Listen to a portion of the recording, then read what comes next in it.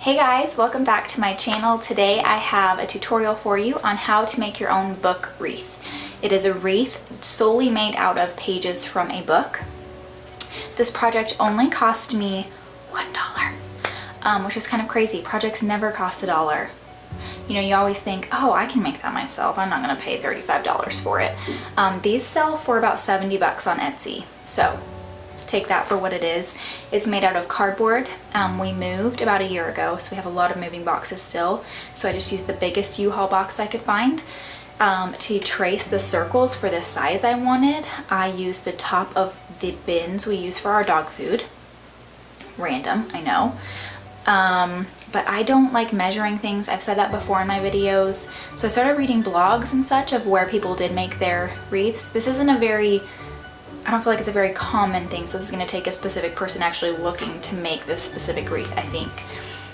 And they were using like tape measures like my husband would, and I just kind of like shut down when people start telling me I need to measure stuff. So just honestly find circles in your house and for the size that you want. This is going above our master bed. It was taking me forever to find something that I wanted that wasn't hundreds of dollars above my master bed.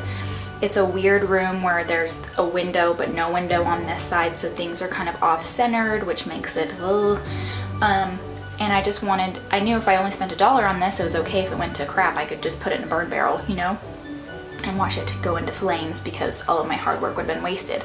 But it actually turned out really good. I get asked about it all the time, so I thought I would share how I go about making it myself. And the video will kind of just walk you through it. And I hope that it makes sense. So if you want to learn how to make your own wreath, keep watching. So this is what I used to begin kind of creating my circle. It was the biggest thing I could find in my house. It's just the top from our dog can lid, and same with this smaller one. This is for our smaller dog, our smaller can lid, and that's all I used was to trace that to make the circles.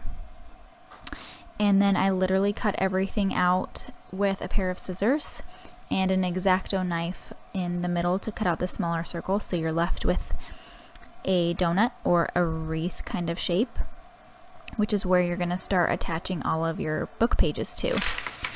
This is how I started folding. So then you'll rip all the pages out of the book, obviously, and then you just start folding all of them into a cone, and I taped every one like where my thumb was holding. So I would do a ton of those, and then I would do like an entire rim, and I literally just stapled them at the very ends directly to the cardboard with a regular stapler like you would use for paper. It's really thin, so it went through really easily. So I would just keep going row by row. I did 4 rows in total, and at the end you're left with kind of those little pokey end pieces, and you literally just fold those in, and I hot glued all of those to the flat part. And that is the finished product. It took up so much space in the wall, so it looked perfect in size. And this is when I would start to kind of go through and determine which ones you wanted to hot glue and which ones you didn't. Well, that is it. I hope you guys enjoyed this tutorial. A couple of things to remember. The first thing, the book that I bought was just from a little bookstore we have. Again, it cost me $1, and you literally just go through and you rip the pages out. I love to read, and the library is right up there with Target for me. So I don't read the same books over and over, so I didn't have one on hand. If you have one on hand you don't really care about, just use that. But I would recommend using a book that's about a 5x7, so kind of like this. Second thing would be cool if you could use a book that meant something to you or that had a good title. The title of this book is Blood and Bone. So I don't know that I would choose that again, especially for like our master bedroom. We're supposed to be like serenity and love, you know. I don't think of blood and bones, but that's okay. It was $1, so moving on. I like a good murder mystery. The second thing is just get a normal stapler you use for paper and a little hot glue gun. When you got to the center, this is going to kind of show you the scale of it. She's kind of a beast.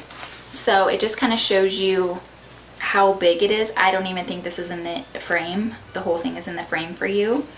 but I'll show you the picture at the end was kind of what it looked like on the wall. When you get to this inner rim, I did go back and I hot glued this petal to this petal to help them stand back, because they honestly start to get really floppy and kind of start curving in, and it doesn't look good. So it's the only time I use hot glue gun. Thank goodness, because you know how hot glue is. You just come back with freaking battle wounds. And the third recommendation I have is when you are rolling your paper, which you'll get really good at, is to watch how you roll it. So, like for example, if you rolled it this way, all you see is chapter 7, and I feel like that's a little distracting, where all the other ones are simply just words. So you just need to roll it differently so that you're just getting the text, if that makes sense. So again, it took me a couple of hours, but it was so cheap and it looks really good. So I hope you guys will try it. If you have any questions, let me know, and I'll see you next time. Bye!